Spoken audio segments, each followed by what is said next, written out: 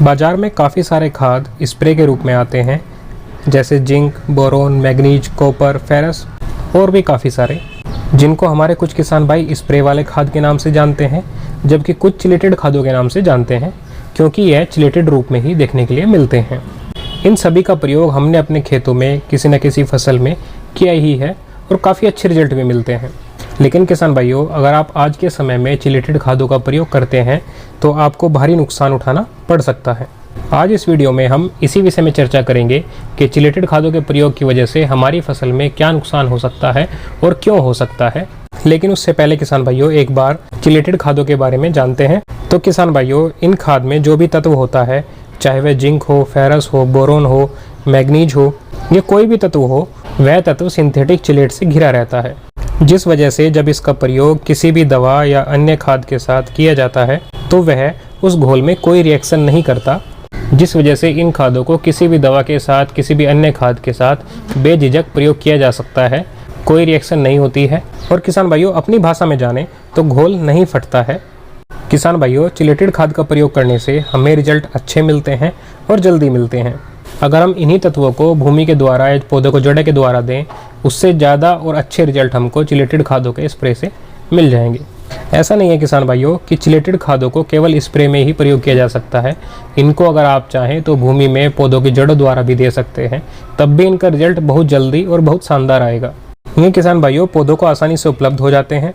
किसान भाइयों, चिलेटेड खाद का प्रयोग अगर आप भूमि के द्वारा करते हैं या पौधों को जड़ों में देते हैं, तो जब इसका प्रयोग आप अपनी खेत में करेंगे तो भूमि में अगर वह तत्व अघुलनशील अवस्था में पहले से भी पड़ा है तो उसको भी यह घुलनशील बनाकर पौधों को उपलब्ध करा देगा, जिस वजह से आपको डबल फायदा होता है। जितना यह तत्व आपने अपने खेत में प्रयोग किया है वह तो पौधे को मिलेगा ही, साथ में जो अघुलनशील अवस्था में भूमि में पड़ा था, जो हमारे पौधे के काम नहीं आ रहा था, वह भी पौधे के लिए उपलब्ध हो जाएगा। साथ ही किसान भाइयों, इन खादों का प्रयोग जो भूमि में किया जाता है तो भूमि की पीएच से इन खादों के रिजल्ट पर कोई फ़र्क नहीं पड़ता है। आपके खेत की पीएच चाहे ज़्यादा हो चाहे ज़्यादा कम हो, इन खादों का रिजल्ट आपको पूरा ही मिलेगा। किसान भाइयों, अगर ये खाद इतने अच्छे हैं तो इनके प्रयोग से हमारी फसलों में नुकसान क्यों हो रहा है, हमारे पैसे का नुकसान क्यों हो रहा है।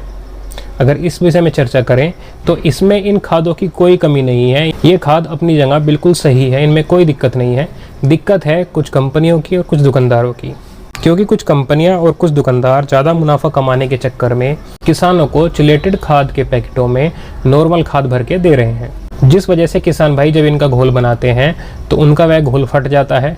कई बार हमारे किसान भाई अपनी फसल में काफ़ी महंगी दवाओं का प्रयोग कर रहे होते हैं, उस समय जब ये चिलेटेड खाद जो कंपनी द्वारा नकली बनाए जाते हैं, जब ये उस घोल में मिलाए जाते हैं तो घोल फट जाता है, जिस वजह से हमारे किसान भाई को काफ़ी ज़्यादा आर्थिक नुकसान भी हो जाता है। कुछ दुकानदार या कुछ कंपनियां चिलेटेड जिंक की जगह नॉर्मल जिंक सल्फेट जो कि 33% में आता है, उसको पैकेटों में भर के बेच रहे हैं।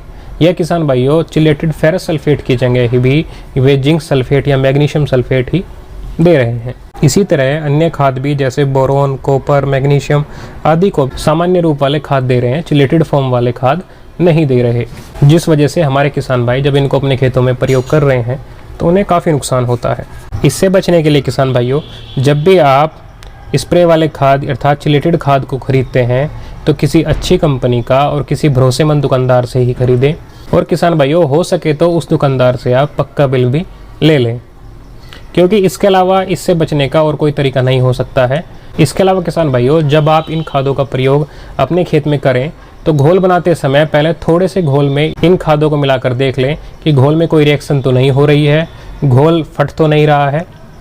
अगर घोल में कोई रिएक्शन नहीं होती है, घोल नहीं फटता है, तो आप बेझिझक इसका प्रयोग अपने खेत में कर सकते हैं।